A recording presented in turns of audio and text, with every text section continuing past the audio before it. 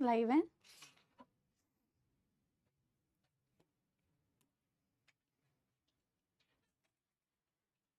Hello hello hello, नमस्कार नमस्कार नमस्कार, good evening good evening good evening good evening everyone. सबसे पहले बेटा आप लोग मुझे बता दीजिए, odd time to come in your batch, I know. मैं बैच के बीच में आप लोगों के आई हूँ, I know that. And good morning, पहले गुड इवनिंग गुड इवनिंग। पहले आप मुझे ये बताइए बेटा, आप बैठ जाइए यहाँ पे थोड़ी देर ना। हाँ, ऑडियो वीडियो क्लियर है क्या आप लोगों को बेटा? एक बारी अगर ऑडियो वीडियो क्लियर है, everything is Audible and visible, first give me a thumbs up. मेरे सपोले, हाँ बहुत सारे मेरे सपोले हैं, बहुत सारे नए स्टूडेंट्स हैं, एक नया बैच है यकीन का, यकीन 2.0। और एक बारी आप अगर बेटा ऑडियो वीडियो सुन पा रहे हो तो दिल वाला जो है उस पर क्लिक कर दीजिए। और फिर बेटा आज का सेशन जो है वो क्यों रखा है मैंने, इस टाइम पे आपकी यूजुअल क्लासेस नहीं होती है, पहले हम वो बात कर लेते हैं एंड देन बेटा आगे की बात होगी। चलिए बहुत बढ़िया, आवाज आ रही है? Yes, all good all good. आप लोग कैसे हैं सबसे पहले आप मुझे बताइए, क्योंकि मुझे पता है बहुत टेंशन का माहौल है, लेकिन टेंशन का माहौल शायद ज़्यादा इसलिए है क्योंकि अभी आप लोग जो एनटीए की न्यूज़ सुन रहे हैं उसके लिए ज़्यादा टेंशन का माहौल है। आई नो दैट, मुझे पता है स्टूडेंट्स के लिए भी बहुत डिफिकल्ट सिचुएशन है और टीचर्स के लिए भी। टीचर्स भी बेटा उतने ही दुखी हैं जो भी चीज़ें चल रही है उससे, लेकिन उन सारी चीज़ों पे आएंगे उससे पहले सारे मेरे प्यारे प्यारे जग से न्यारे बच्चे बेटा, कुछ हैं जो मुझसे ऑलरेडी अर्जुना बैच में, लक्ष्य बैच में पढ़े हुए हैं और कुछ बच्चे ऐसे हैं जो मेरे से लास्ट ईयर यकीन 4.0 से भी पढ़े हुए हैं, लेकिन बहुत सारे ऐसे बच्चे हैं जो शायद मुझे नहीं जानते होंगे। तो मेरा फर्ज बनता है, मैं अपना इंट्रोडक्शन में बहुत ज़्यादा टाइम बेटा नहीं दूंगी, लेकिन आपका भी बनता है कि आप जानें कि आपको जो आगे इस सेशन में जूलॉजी पढ़ाने वाले हैं उनका नाम क्या है, उनके बारे में थोड़ा सा शायद आप जान जाएं। उसके बाद तो बेटा क्लासेस में हम जानते रहेंगे। तो माय नेम इज समाप्ति सिन्हा महापात्रा। आप लोगों ने, मैं बहुत ज्यादा बेटा अपने क्रेडेंशियल्स पे बात नहीं करना चाहती, मेरा नाम समाप्ति सिन्हा महापात्रा है। मैंने जूलॉजी में ही मास्टर्स की हुई है from Banaras Hindu university. And आप ये क्रेडेंशियल्स पढ़ सकते हैं। I been teaching for more than 8 years and now this is my 4th year in physics वाला। जब फिजिक्स वाला शुरू हुआ था तो मैं फिजिक्स वाला के साथ जब जुड़ी थी, और it's the 4th year that I am with physics वाला। And in total I have more than 8+ years of teaching experience. And आप लोगों ने कभी भी बेटा रिजल्ट्स भी देखे होंगे, हालांकि बेटा फिजिक्स वाला से हर साल बहुत अच्छे रिजल्ट्स आते हैं। And I am blessed, I am grateful that मैं ऐसे स्टूडेंट्स को पढ़ा पाई, और जो बच्चे आज के डेट में मेडिकल कॉलेज में, एंड आई एम श्योर आपकी क्लास में भी बेटा ऐसे कई सारे बच्चे होंगे जिनको पढ़ाने का सौभाग्य मुझे मिलेगा और आगे बेटा वो मेडिकल कॉलेज में जाएंगे। I am very very sure about it. और रिसेंटली मेरी एक बुक भी आई है, अगर आप लोग मुझसे कनेक्टेड है कहीं पे भी, इंस्टाग्राम पे या फिजिक्स वाला में भी, तो इस साल मेरी एक बुक भी आई है which is pure hand written notes, zoology made easy. तो नॉस्टैल्जिया हो रहा है बहुत सारे बच्चों को। वॉइस थोड़ा कम है, वॉइस थोड़ा कम है या थोड़ा ज्यादा करूं? मैं थोड़ा ऑलरेडी धीरे बोल रही हूँ, है ना? So anyway, this is my credentials. And बेटा आप सबको पता है या शायद कई बच्चों को नहीं पता है कि वाई आई एम हियर, मैं यहाँ पे क्यों हूं आप लोगों के यकीन 2.0 के जूलॉजी बैच में। सेशन के बहुत बीच में तो नहीं, बट बीच में ही। रीज़न क्या है मेरा यहाँ होने का? तो ऑब्वियसली इसके बाद से बेटा आपका जूलॉजी का जो कोर्स होगा, मेंटोरशिप होगी, वो मेरे हाथों है।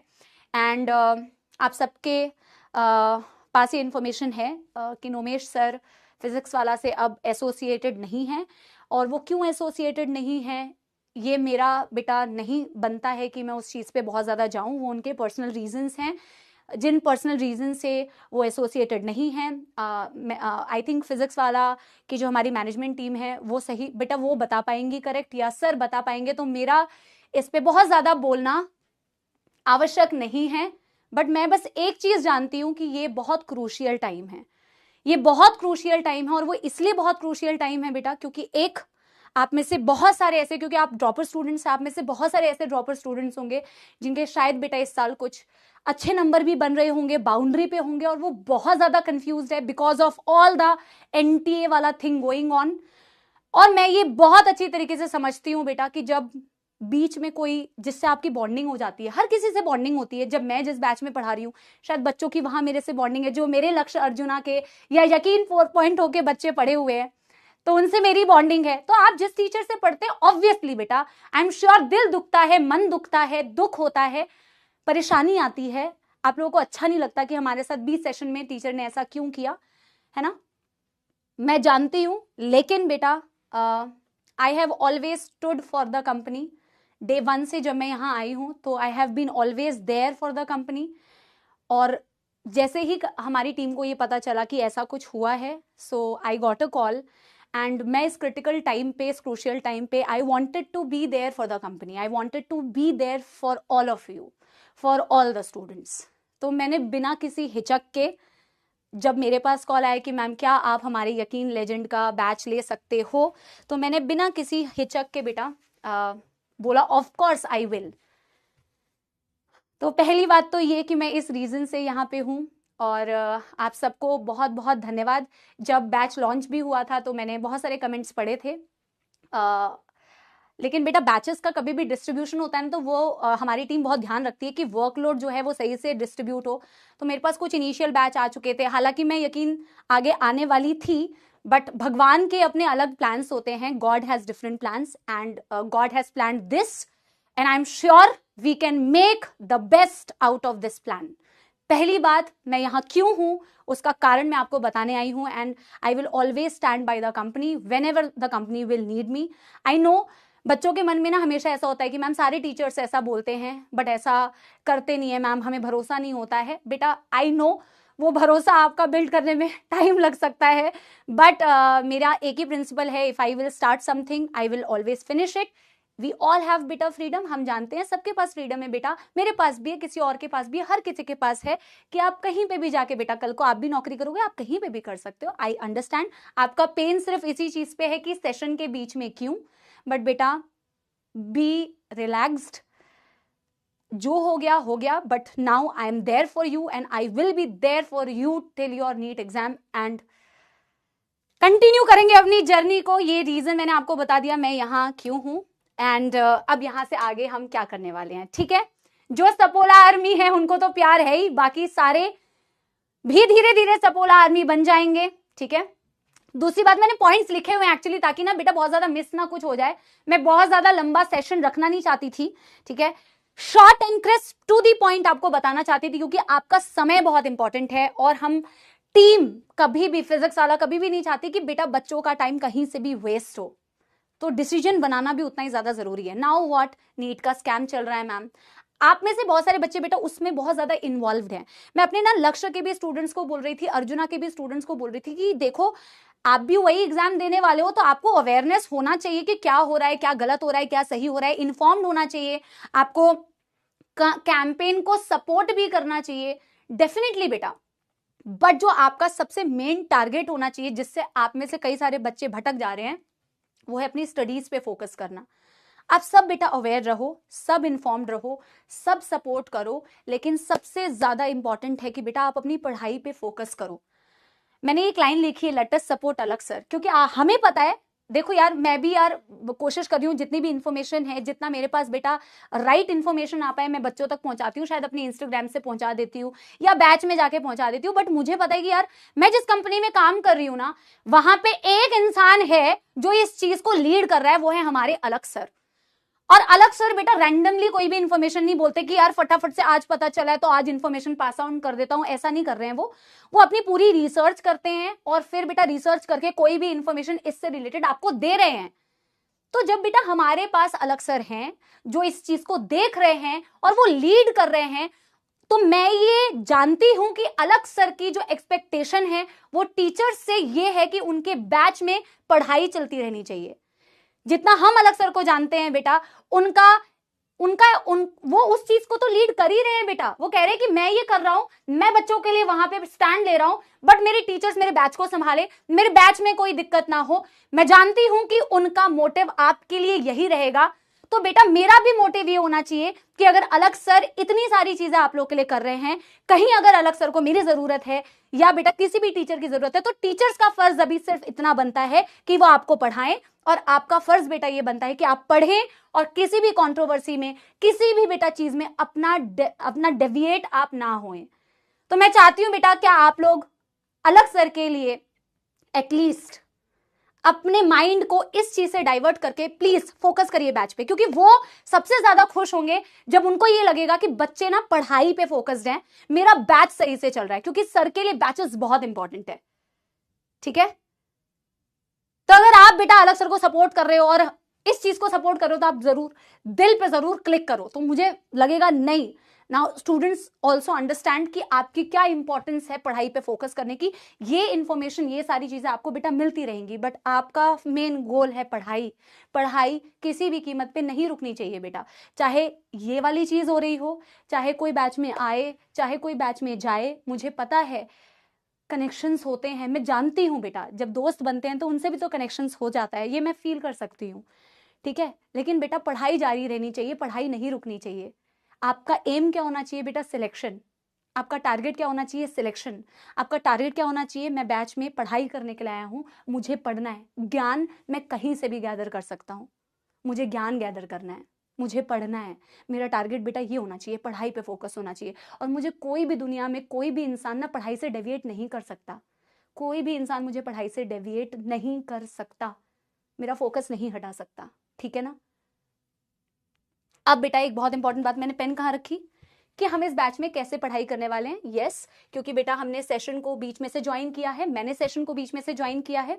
कुछ बच्चे मुझसे नहीं पढ़े हुए हैं, कुछ बच्चे मेरे से पढ़े हुए हैं, और आपने ऑलरेडी एक टीचर के साथ में बेटा क्लासेस स्टार्ट की हैं, उनके साथ में आपकी एक ट्यूनिंग है। सर के पढ़ाने का अपना एक पेस था, सर के पढ़ाने का अपना एक स्टाइल था जो बेहतरीन, क्योंकि पीडब्ल्यू में सारे टीचर्स जिन्होंने भी पढ़ाया बेटा सब बेहतरीन है। अब हम बेटा जब पढ़ाई करना स्टार्ट करेंगे, सबसे पहली बात जो बहुत सारे बच्चों को कंफ्यूजन होती है, या लगता है कि मैम फ्रीक्वेंसी कैसे सेट होगी, मैम फ्रीक्वेंसी कैसे सेट होगी, सेट हो पाएगी मैम या नहीं हो पाएगी? तो बेटा सेट तो हो जाएगी, लेकिन किसी भी, जैसे दोस्ती करने में टाइम लगता है ना, किसी के साथ वैसे एक दिन में दोस्ती हो जाती है, 2 दिन में दोस्ती हो जाती है, किसी के साथ थोड़ा वक्त लगता है, लेकिन टाइम लगता है ना? हो सकता है 1 क्लास, 2 क्लास, 3 क्लास, तो बेटा फ्रीक्वेंसी सेट होने में टाइम लगेगा, बट फ्रीक्वेंसी सेट हो जाएगी। ठीक है, और उस सेट करने में पता है क्या होगा, उसमें मेरे भी एफर्ट्स लगेंगे, आपके भी एफर्ट्स लगेंगे, और आपको क्लास में बेटा इस सोच के साथ बैठना है कि मुझे फ्रीक्वेंसी सेट करनी है। आप मेरी इस बात को समझना बेटा, इसकी डेप्थ को समझना। ठीक है, आपको क्लास में यही सोच के बैठना है कि मुझे इस क्लास में, जूलॉजी की क्लास में आज से मैम के साथ फ्रीक्वेंसी सेट करनी है। वो शायद 1 क्लास में होगी, 2 क्लास में होगी, 3 क्लास में होगी, बट वो होगी, और मैं इसी इरादे के साथ बैठूंगा कि भाई मैं जो पढ़ने के लिए आई हूं वो मैं, या पढ़ने के लिए आया हूं वो मैं पढ़ के समझ के जाऊंगा। मुझे ये इंटेंशनली खुद से प्रयास करना है। यस, ये आप लोगों को बेटा, ये आप लोगों को मुझे मतलब प्रॉमिस करना है। ठीक है, या आप लोगों को मुझे प्रॉमिस करना है कि यस मैम, मैं इसी इंटेंशन से बेटा क्लास में, इसी इंटेंशन से बेटा मैं क्लास में बैठूंगा। ठीक है, यस, मैं क्लास में बेटा किस तरीके से प्रोग्रेस करती हूँ, किस तरीके से पढ़ाती हूँ, ये भी मैं आपको बता देती हूँ। तो हम क्लास में बेटा नोट्स जो हैं वो खुद लिखते हैं क्लास में। सो हम नोट्स क्लास में ही लिखेंगे, छपा छपाया कोई कंटेंट बेटा हम नहीं लेके आते हैं, तो आपको क्लास में ही लिखना है नोट्स को। लेकिन जब भी मैं कोई टॉपिक पढ़ाती हूं, तो अगर मेरे पुराने बच्चे होंगे तो वो बच्चे भी जानते हैं। धन्यवाद बेटा, thank you for this love. ठीक है, मैं दिल से ये सोच रही थी, मैंने अलग सर को भी यही बात बोली कि सर बच्चों की बात है, I will be there for them, और मैं कोशिश करूंगी कि बच्चों के साथ में मेरी फ्रीक्वेंसी जल्दी सेट हो जाए। सेट तो हो जाएगी बट जल्दी हो जाए, और उनको बेस्ट से बेस्ट कंटेंट, और बेस्ट कंटेंट की जब मैं बात करती हूँ रेलेवेंट कंटेंट, मैं उस पर भी आऊंगी बेटा, अभी मैं उस पर भी आऊंगी। ठीक है, एनीवे, तो मैं क्लास में बेटा क्या करूंगी, हम नोट्स लिखेंगे क्लास में, साथ के साथ बोर्ड पे ब्लैंक स्लाइड पे हम नोट्स लिखते हैं, जो पढ़े हुए हैं वो जानते होंगे, डायग्राम बनाएंगे, फ्लो चार्ट्स बनाएंगे। नोट्स जब भी बेटा मैं कोई टॉपिक पढ़ाती हूँ ना, तो मैं साथ में ना एनसीईआरटी का स्क्रीनशॉट रखती हूँ, मैं एनसीईआरटी का स्क्रीनशॉट साथ रखती हूँ। आप लोगों ने नीट दिया है इस साल, और आप लोगों ने नीट दिया है तो आपको पता है कि अभी assertion reason, statement based question और match the following, diagram based question बहुत ज्यादा आए हैं, बहुत ज्यादा आए हैं, है ना। तो हमें ये बेटा ये ना, मेरे को जितना बच्चों से फीडबैक मिला है, मेरे अर्जुना से, मेरे लक्ष्य से, या मेरे यकीन बैच से, यकीन 4.0 से, उन लोगों को ये वाली चीज बहुत अच्छी लगती है। इसका कारण मैं ये बताती हूँ बेटा, आप लोग एनसीईआरटी को इंपॉर्टेंट तो बहुत समझते हैं, बट आप लोग जब उसे पढ़ते हैं ना, तो आप लोगों का नजर जो होता है ना उसको पढ़ने का, वो शायद वो तेज नजर नहीं होती जो एक टीचर की नजर होती है। तो जब मैं क्लास में एनसीईआरटी को रीड कराती हूँ तो मैं एक एक लाइन में आपको बता सकती हूँ कि देख यहां से ऐसे क्वेश्चन फ्रेम हो सकता है। ये वाली स्टेटमेंट बेटा, statement based question copy paste आ जाता है यार, बिल्कुल एग्जैक्ट लाइन एनसीईआरटी की छाप देते हैं, एग्जैक्ट एनसीईआरटी की लाइन छाप देते हैं। तो आपको एनसीईआरटी को बहुत बेहतरीन तरीके से रीड करना है, सिर्फ पढ़ने के लिए नहीं पढ़ना है कि पढ़ लिया मैम एक बार। मैं क्लास में रीड कराऊंगी तो सबसे पहली बात तो आप लोग ना कामचोरी नहीं कर पाएंगे कि कल पढ़ूंगा परसों पढ़ूंगा, आप मेरे साथ क्लास में पढ़ेंगे। दूसरी बात, आप बहुत अटेंशन के साथ में पढ़ेंगे, मैं आपको साथ के साथ बताते हुए चलूंगी यहां से कैसे क्वेश्चन फ्रेम हो सकते हैं। वो वाली चीज बेटा आपकी ना साथ के साथ होती जाएगी। ये बहुत ज्यादा एडवांटेज है क्लास में एनसीईआरटी को रीड करने का मेरे साथ, ठीक है। तो पहले नोट्स पढ़ेंगे, फिर एनसीईआरटी को साथ के साथ बेटा रीड करेंगे। तो आप अपनी एनसीईआरटी रखना, आप लोग को एनसीईआरटी के चेंजेस ऑलरेडी पता है, new NCERT, old NCERT, updated syllabus आप लोग को ऑलरेडी पता है। तो बेटा हम एनसीईआरटी को साथ के साथ लेते हुए चल रहे हैं। इसके अलावा बेटा एक बहुत इंपॉर्टेंट चीज मैं जो क्लास में फॉलो करती हूं वो है एनिमेशंस।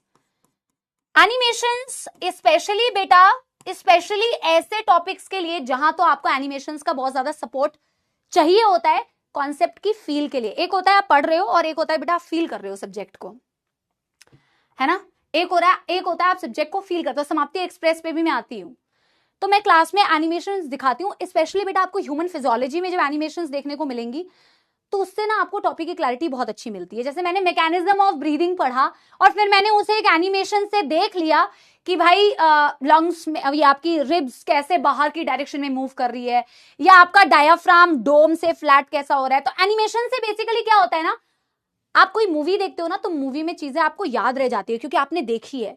ह्यूमन ब्रेन जो होता है ना विजुअल चीजों को बड़ा अच्छे से याद रखता है। तो जब आप एनिमेशंस देखेंगे तो आपको उस टॉपिक की क्लैरिटी बहुत ज्यादा बेटर लगेगी। और मेडिकल कॉलेज में जाओगे तो ह्यूमन फिजियोलॉजी तो बेटा पढ़ना ही है, इसको तो बहुत ज्यादा पढ़ना है, एनाटॉमी, फिजियोलॉजी, जूलॉजी, है ना। तो उसकी फील आएगी, लेकिन फालतू में बेटा हर टॉपिक में नहीं कि इसमें भी नहीं। जहां आपको जरूरत है सच्ची में कि इस टॉपिक में अगर मैं आपको एनिमेशन दिखाऊं तो आपको सपोर्ट मिलेगा एनिमेशन या 3D, वहां हम जरूर जरूर जरूर एनिमेशंस और 3D का यूज करेंगे। तो यानी कि बेटा, अच्छा आपको पता है बेटा एनसीईआरटी साथ के साथ पढ़ने का एक और फायदा क्या है, आपको ना एक और चीज की क्लैरिटी मिलेगी जो डाउट बहुत सारे बच्चों को अभी हो सकता है मन में हो, नोट्स में सारा सफिशिएंट कंटेंट है या नहीं है। जब एनसीईआरटी रीड करोगे तो आपको पता चलेगा कि एनसीईआरटी और नोट्स में कुछ भी डिसिमिलर नहीं है। एनसीईआरटी की ही बेटर एक्सप्लेनेशन, बेहतरीन एक्सप्लेनेशन फ्लो चार्ट्स के फॉर्म में, पॉइंट्स के फॉर्म में, डायग्राम्स के फॉर्म में। मैं बहुत ज्यादा बेटा कहानी नहीं लिखवाती हूँ, कहानी मतलब पोथियां, आपको हर एक चीज एनसीईआरटी की मिलेगी पॉइंट बाय पॉइंट, इधर in the form of flow charts और इन द फॉर्म ऑफ बेटा डायग्राम्स। बट बहुत इस तरीके के नोट्स आपको मिलेंगे कि लास्ट में आपको रिवीजन करना हो ना तो आपको ऐसा नहीं लगेगा कि आपने इतना लिख लिया है, अब मैं इसे कैसे रिवाइज करूं। क्या आप लोगों को ये बात समझ में आ रही है? Yes everybody. बेटा अगर यहां तक आप लोगों को समझ में आया है तो एक थम्स अप या बेटा एक दिल बना दो। बेटा देखो मैं किस तरीके से प्रोग्रेस करने वाली हूं मैं वो आपको बता रही हूं, तो आपको मेरी बात पहले समझनी पड़ेगी ना बेटा, है ना। और मैं इतनी गारंटी आपको दे सकती हूं, जितने इस बार के रिजल्ट्स हैं, जितने लास्ट ईयर के रिजल्ट्स हैं, लक्ष्य के हो या यकीन के हो, अच्छे स्टूडेंट्स बेटा जिनके अच्छे फुल मार्क्स जूलॉजी में आए हैं, और आपको इससे बाहर पढ़ने की जरूरत नहीं पड़ेगी। और वो बेटा एक दिन में शायद आप ना मानो, पर पढ़ते पढ़ते आप मान जाओगे और फील कर पाओगे जब आप क्वेश्चन प्रैक्टिस करोगे। ठीक है, एनिमेशंस हो गया, एनसीईआरटी की इंपॉर्टेंस बता दी ताकि आपको ये लगे कि नहीं जो नोट्स में लिखा है वही है, क्योंकि बेटा पेपर इसके बाहर का नहीं आ रहा है। मैं बार बार बोलती हूँ बेटा क्या पढ़ना है वो बहुत ज्यादा जरूरी है जानना, बट क्या नहीं पढ़ना है इररेलेवेंट, ये जानना बहुत ज्यादा जरूरी है कि क्या इररेलेवेंट है। अगर मैं आपको बेटा इतना सारा लिखवा दूंगी ना तो उसमें से तो कहीं ना कहीं क्वेश्चन फंसी जाएगा। अगर मैं बहुत सारे लिखवा के आपको पढ़ा दूं तो उसमें से क्वेश्चन फंसेगा ही फंसेगा, बट अगर हम रेलेवेंट कंटेंट पढ़े जो एनसीईआरटी बेस्ड हो, एनसीईआरटी की बेटर एक्सप्लेनेशन हो। देखो कहीं कहीं पे ना सपोर्ट के लिए 5% एक्स्ट्रा पढ़ाना पड़ता है, 10% एक्स्ट्रा पढ़ाना पड़ता है, जैसे ह्यूमन रिप्रोडक्शन में ही हो गया। कहीं कहीं पे ना बेटा कुछ कुछ चीजें एक्स्ट्रा बतानी पड़ती है, अतिरिक्त ज्ञान बोलती हूँ मैं उसे, 5-7%। बट आपका मैक्सिमम कंटेंट बेटा एनसीईआरटी के अंदर का होना चाहिए। ये मैं क्यों बोलती हूँ ना, ये अपने आप सीनियर से पूछना, ये रेलेवेंट कंटेंट में इसलिए बोलती हूँ, सीनियर से पूछना कि जब आप बायोलॉजी में इररेलेवेंट पढ़ने लगते हो ना बेटा, तो आप जो टाइम फिजिक्स और केमिस्ट्री को दे सकते थे वो टाइम आप बायोलॉजी में दे रहे होते हो, और कहीं ना कहीं वो आप फील कर पाओगे जब नंबर आते हैं फिजिक्स और केमिस्ट्री के।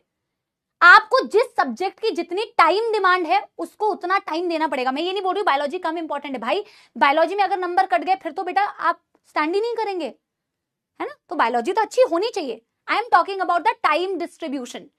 तो टाइम आएगा कहां से, 24 घंटे ही तो है मैम। टाइम आएगा जब आपको ये पता हो कि बायोलॉजी में इररेलेवेंट नहीं पढ़ना है। तुम यहां बेटा यहां डॉक्टर नहीं बनोगे, यहां डॉक्टर नहीं बनोगे। जब यहां एग्जाम क्लियर करोगे बेटा तो आगे जाके डॉक्टर बनोगे। जो गलती हमने अपनी प्रिपरेशन जर्नी में करी है ना, मैं हमेशा कोशिश करती हूँ कि स्टूडेंट्स को बताऊं वो गलतियां ना करे बेटा, आप वो गलतियां ना करो, रेलेवेंट कंटेंट पढ़ो। यस, लेकिन जो इस साल से मैंने बेटा अपने अर्जुना में अपने लक्ष्य में एक सीरीज स्टार्ट की है, वो चीज मैं तुम्हारी क्लास में भी, और ये नया सीरीज है बेटा जो मैंने स्टार्ट किया है, और उससे भी मुझे दोनों बैचेस में बच्चों का बहुत पॉजिटिव रिस्पांस मिला है, तो मुझे लगता है वो तुम्हारे लिए भी बहुत फ्रूटफुल होगी। जब हम पूरा चैप्टर कर लेंगे, नोट्स पढ़ लिए मैम, क्लास में एनसीईआरटी पढ़ ली मैम, क्लास में हमने एनिमेशंस भी देख ली, तो मैम जब हम पूरे चैप्टर को खत्म कर लेंगे ना, तो बेटा हमें करनी है तपस्या। व्हाट इज तपस्या? हमें करनी है ma'am Tapasya. Tapasya is PYQs plus other question practice. Other question practice कम से कम बेटा 70, 80, 90, 100 क्वेश्चंस, इसी के अराउंड बेटा 70, 80, 90, 100 क्वेश्चन पूरे चैप्टर के, और वो एक कंप्लीट सेशन डेडिकेटेड होगा बेटा क्वेश्चन प्रैक्टिस के लिए। एक कंप्लीट सेशन डेडिकेटेड होगा सिर्फ क्वेश्चन प्रैक्टिस के लिए, जिसमें PYQs करेंगे।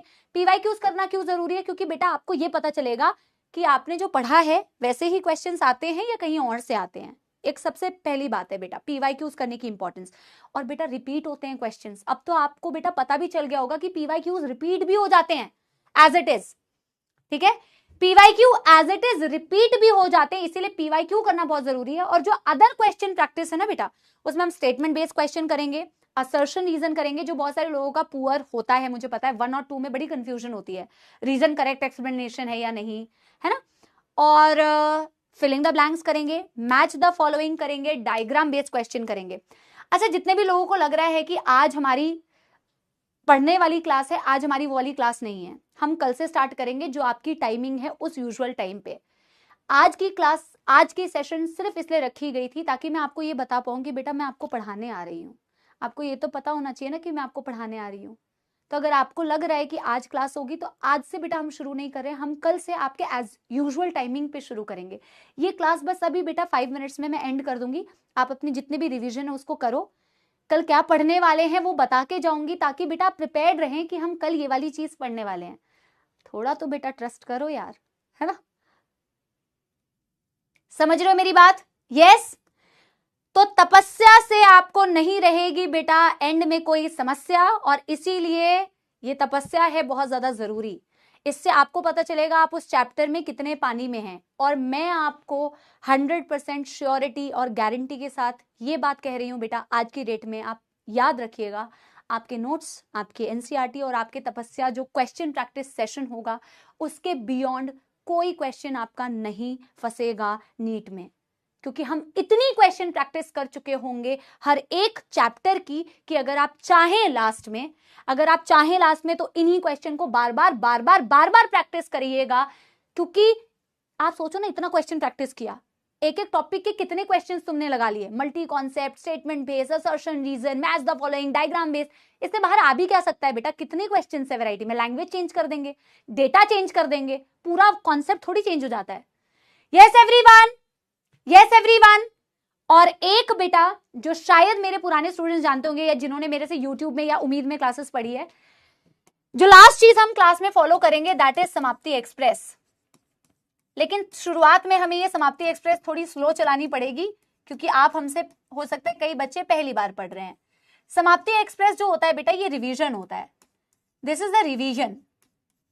आप लोग पूछते हैं ना कि मैम रिवीजन हमें दे दो, छोटे छोटे रिवीजन सेशन दे दो, रिवीजन सेशन हर चैप्टर का, हर जो लेक्चर है उसका रिवीजन सेशन दे दो।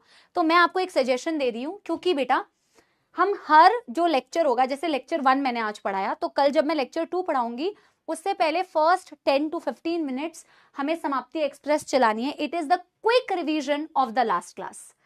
पिछली क्लास का एक क्विक रिवीजन होगा जिसे मैं समाप्ति एक्सप्रेस बोलती हूँ। अभी आपके लिए वो समाप्ति एक्सप्रेस बड़ी स्लो चलेगी जब तक आपकी और मेरी फ्रीक्वेंसी एकदम सेट नहीं हो जाती। समाप्ति एक्सप्रेस एक्चुअली रिवीजन है, तो रिवीजन हमें क्विक करना है बेटा ताकि आपका टाइम सेव हो। तो ये फ्रूटफुल तब होगा जब आप पढ़ के आएंगे ऑलरेडी, क्योंकि मेरा रिवीजन नहीं होगा बेटा, आपका रिवीजन होगा।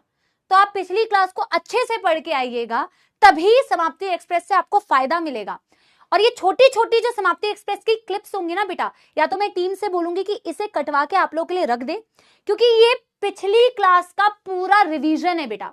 आपको कभी भी क्विक रिवीजन करना हो ना तो वो 15 मिनट्स आपके लिए इतने अच्छे हैं क्विक रिवीजन के लिए कि आप उनसे ही बेटा फुल रिवाइज कर सकते हो एक घंटे 45 मिनट के लेक्चर को। यस, तो अगर मेरे पास ऑप्शन होगा मैं टीम को बोलूंगी यार वो 15 मिनट जो है ना हर लेक्चर के वो आपके लिए प्रोवाइड कर दे, because it will be the quick form of revision of the previous lectures. आप लोग अलाइंड है बेटा यहां तक? यस, ये मैंने आपको बेसिक बता दिया है हम बैच में कैसे प्रोग्रेस करने वाले हैं।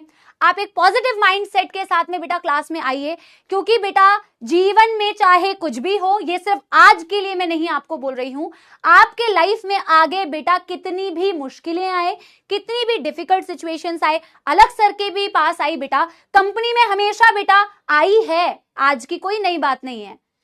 जब मैंने कंपनी को ज्वाइन किया था बेटा, पीडब्ल्यू को ज्वाइन किया था, तब से बहुत सारी कुछ डिफिकल्ट सिचुएशंस आई हैं, बट समय रुकता नहीं है बेटा, समय आगे बढ़ जाता है, चीजें आगे बढ़ती हैं और बढ़ानी पड़ती हैं, और हम बढ़ाएंगे और बहुत बेहतरीन तरीके से बढ़ाएंगे और बहुत बेहतरीन तरीके से बढ़ाएंगे। पढ़ाई जारी रहनी चाहिए बेटा, पढ़ाई जारी रहनी चाहिए। अगर बेटा ये आप लोगों के लिए एक क्रिटिकल सिचुएशन है, टफ सिचुएशन है, तो बेटा आप भरोसा रखिए इस टफ सिचुएशन में I am there for all of you, ठीक है। लेकिन पढ़ाई दोनों दिशा से होती है बेटा, आपको पॉजिटिव माइंडसेट के साथ में बेटा पढ़ने के इंटेंशन से आना है, सीखने के इंटेंशन से आना है। We both will give our best, हम इतना बेस्ट देंगे कि हम यहां से सबसे पहले बेटा सिलेक्शन लेके जाए, 180 ऑन 180 जूलॉजी में स्कोर करके जाएं। ये आपका वादा भी होना चाहिए, ये मेरा वादा भी होना चाहिए, ठीक है। आज का सेशन मैंने सिर्फ छोटा सा रखा है, इंट्रोडक्शन, आपको आपकी और मेरी बेटा बातचीत हो जाए, थोड़ा इंट्रोडक्शन हो जाए। आपका जो लास्ट टॉपिक स्टार्ट हुआ था दैट वाज मस्कुलर टिश्यू, आप उससे पहले टिश्यू के बेटा एपिथेलियल आपने पढ़ लिया था, कनेक्टिव आपने पढ़ लिया था, और आप मस्कुलर टिश्यू का इंट्रोडक्शन थोड़ा बहुत पढ़ा था, आधा टॉपिक हुआ था। तो बेटा आधे से तो बेटा स्टार्ट करने का कोई मतलब नहीं है, मैं मस्कुलर टिश्यू शुरू से शुरू करूंगी, मस्कुलर टिश्यू में शुरू से शुरू करूंगी। मस्कुलर टिश्यू पढ़ेंगे, फिर न्यूरल टिश्यू पढ़ेंगे, फिर जैसा आपका प्लानर है फ्रॉग, कॉकरोच, फिर breathing and exchange of gases, बिल्कुल एग्जैक्टली वैसा पढ़ेंगे। Yes everybody?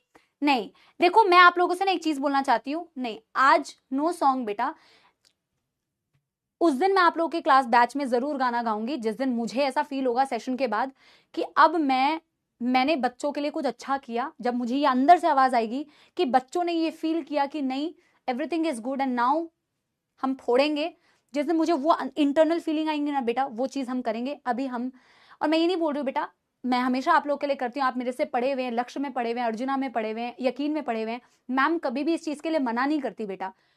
और चाहे लोग कुछ भी बोले, मुझे पता है कि हम 1 घंटे 45 मिनट पढ़ते हैं और शायद 30 सेकंड आपको अच्छा लगता है तो आपको 2 लाइन मैम सुना भी देती हैं, ठीक है। जैसे कोई और अगर शायरी सुनाता है तो मैम शायद ये सुना देती हैं, लेकिन 1 घंटे 45 मिनट हम सॉलिड पढ़ाई करते हैं। लेकिन आज मेरे दिल से बस एक आवाज आ रही है कि ये चीज मैं आपके बैच में तब करूंगी जिस दिन मुझे अंदर से ये फीलिंग आएगी कि अब एवरीथिंग इज सेट, ठीक है। तो क्या आप लोग बेटा प्रॉमिस करते हैं कल से हमारी बेटा फुल एनर्जी के साथ में, फुल जोश के साथ में, फुल डिसिप्लिन के साथ में, बिना किसी एक्सक्यूजेस के साथ में, पॉजिटिव इंटेंशन के साथ में और एक ट्रस्ट के साथ में, भरोसे के साथ में, पीडब्ल्यू फैमिली के लिए बेटा, हमारे लिए, आपके यकीन और आपके सिलेक्शन के लिए बेटा, हम कल से करेंगे बेटा जूलॉजी में शुरुआत विद योर प्यारी प्यारी जग से न्यारी समाप्ति। मैम मस्कुलर टिश्यू से शुरू करेंगे, आप थोड़ा सा पढ़ाई करके आइएगा। शुरू से शुरू करेंगे मस्कुलर टिश्यू को और बेटा आगे इस जर्नी को बेहतरीन बनाएंगे। ठीक है, लव यू ऑल बेटा, धन्यवाद आप लोग आए, आप लोगों ने बहुत सारा स्नेह और बहुत सारा प्यार दिखाया, उसके लिए बहुत बहुत धन्यवाद। मैं आपसे कल मिलूंगी बेटा सीधे क्लास के अंदर और करेंगे जम के पढ़ाई। थैंक यू बेटा, थैंक यू सो मच।